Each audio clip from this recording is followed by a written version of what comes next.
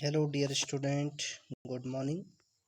हम alcohol, phenol और ether पे बात कर रहे हैं।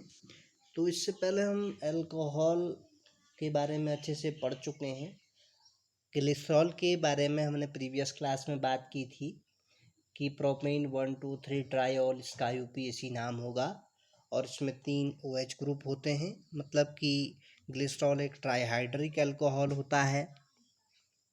ग्लिसरॉल की फिजिकल और केमिकल प्रॉपर्टीज के बारे में भी हम पढ़ चुके हैं कि किन रिएजेंट के साथ ग्लिसरॉल क्या रिएक्शन देता है। आज हम बात करने वाले हैं यूजेज ऑफ ग्लिसरॉल के बारे में कि ग्लिसरॉल के उपयोग क्या होते हैं। तो सबसे पहले ऑर्गेनिक कंपाउंड्स जैसे फॉर्मिक एसिड, जो एसिड ग्रुप का पहला मेंबर है HCOOH, formic acid, allyl alcohol आदि बनाने में ग्लिसरॉल का उपयोग किया जाता है। नाइट्रोग्लिसरीन TNG बनाने में, जैसे हमने देखा कि ग्लिसरॉल की अभिक्रिया जब नाइट्रिक एसिड के साथ की जाती है in presence of sulphuric acid, तो TNG ट्राइनाइट्रोग्लिसरीन बनता है जो एक एक्सप्लोजिव है। फलों को नम और सुरक्षित रखने में भी ग्लिसरॉल का उपयोग करते हैं। न सूखने वाली स्याही, जो आपकी स्टैम्प पे, मोहर पे जिस इंक का यूज होता है उसमें ग्लिसरॉल ही होता है। साबुन और श्रृंगार के रस बनाने में भी ग्लिसरॉल का यूज किया जाता है। घड़ियों के लिए तेल के रूप में, जब घड़ी की सुइयाँ या कुछ इस प्रकार की टेक्निकल प्रॉब्लम उसमें आ जाती है तो ग्लिसरॉल का यूज करके उन्हें शुरू किया जा सकता है। नेक्स्ट हम बात करने वाले हैं, इससे पहले हमें प्राइमरी, सेकेंडरी और टर्सरी अल्कोहल में भेद की विभिन्न विधियां पढ़ी। तो कभी आपको 1 प्रोपेनॉल या 2 प्रोपेनॉल या मेथेनॉल, एथेनॉल में भी विभेद करने को आ सकता है। तो 1 प्रोपेनॉल और 2 प्रोपेनॉल में हम कैसे विभेद कर सकते हैं?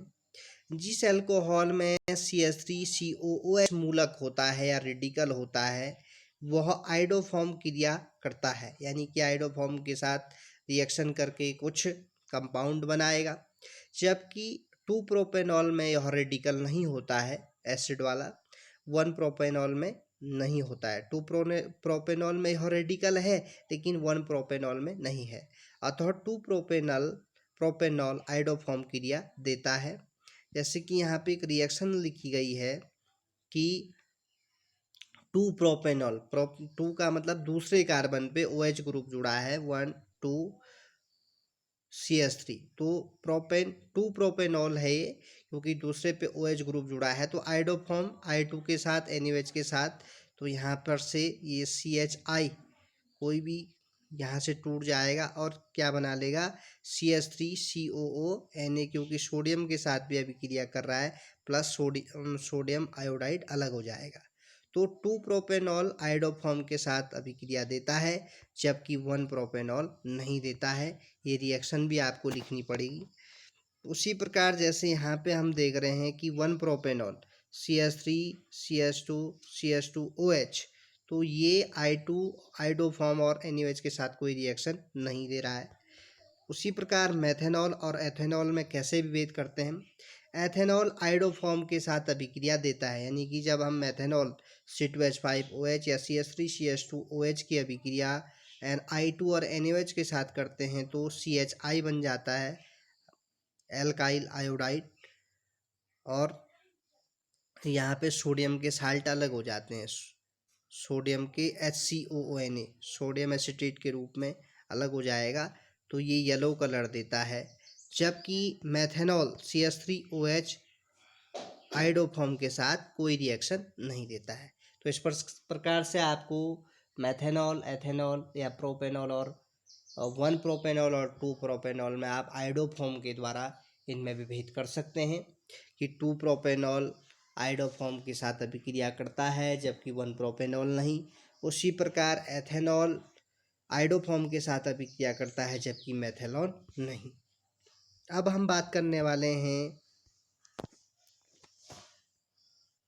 अल्कोहल की अम्लीयता के बारे में। थोड़ा सा ध्यान दो बच्चों, आप देख पा रहे हैं कि अल्कोहल ROH होता है और आप जानते हैं कि एसिड और बेस की एक जनरल प्रॉपर्टी होती है कि एसिड में प्रोटॉन होता है, वो प्रोटॉन जल्दी से एक्वस सॉल्यूशन में रिलीज कर देता है, जबकि बेस की प्रॉपर्टी होती है कि ये OH नेगेटिव आयन या हाइड्रोक्सिल आयन एक्वस सॉल्यूशन में देते हैं।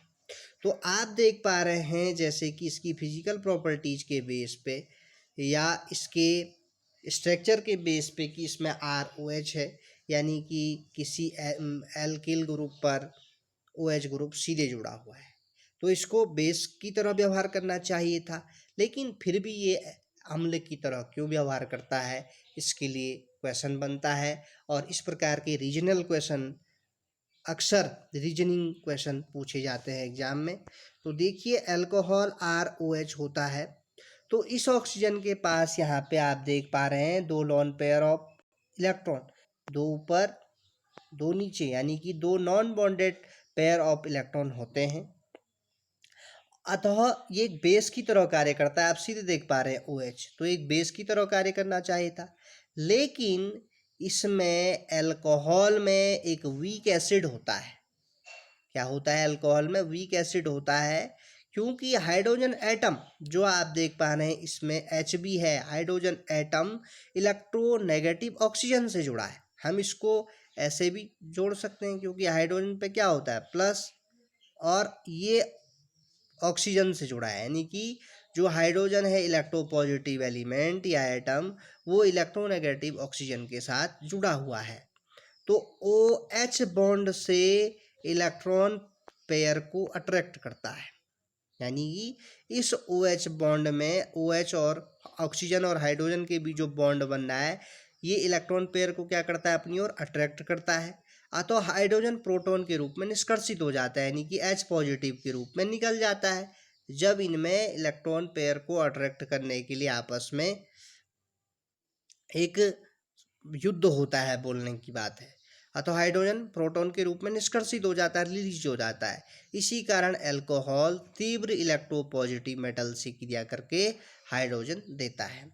तो कुल मिलाकर जब भी आपको पूछा जाए कि अल्कोहल में OH ग्रुप है, OH क्षार की तरह व्यवहार करना चाहे था, लेकिन ये अम्ल की तरह व्यवहार क्यों करता है, क्यों, तो आप सीधे लिख देंगे कि ROH में ऑक्सीजन के पास दो non bonded of electron pair होते हैं, और ऑक्सीजन और हाइड्रोजन के बीच, क्योंकि हाइड्रोजन इलेक्ट्रोपॉजिटिव होता है और ऑक्सीजन इलेक्ट्रोनेगेटिव होता है, तो हाइड्रोजन और ऑक्सीजन के बीच जो बॉन्ड बनता है, उसमें जब इलेक्ट्रॉन पेयर को अट्रैक्ट करता है ये, तो हाइड्रोजन H पॉजिटिव के रूप में अलग हो जाता है, इसलिए यह अम्ल की तरह व्यवहार करता है।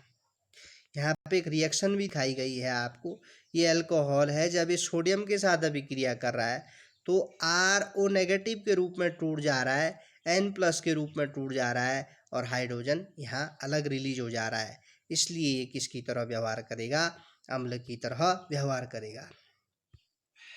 एसिडिक प्रॉपर्टीज के कारण ही अल्कोहल ग्रिग्नॉल्ड अभिकर्मक से अभिक्रिया करके हाइड्रोकार्बन बनाता है। तो यहाँ पे भी आप देख सकते हैं ROH RMgX के साथ अभिक्रिया कर रहा है, तो यहाँ से RH अलग हो जा रहा है और ROMgX अलग हो जा रहे हैं, यानी कि ये क्या बना दे रहा है, हाइड्रोकार्बन बना दे रहा है। परंतु अल्कोहल टर्मिनल एसिटिलीन से तीव्र अम्ल है, यानी कि CH ट्रिपल बॉन्ड CH से, परंतु इंडक्टिव इफेक्ट वाले प्लस इंडक्टिव इफेक्ट वाले R के कारण अल्कोहल पानी से कमज़ोर अम्ल है।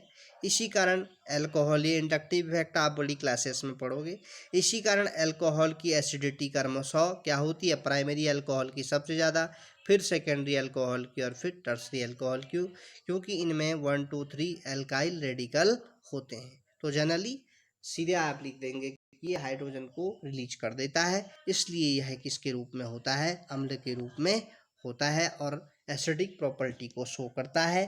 Thank you very much, have a nice day.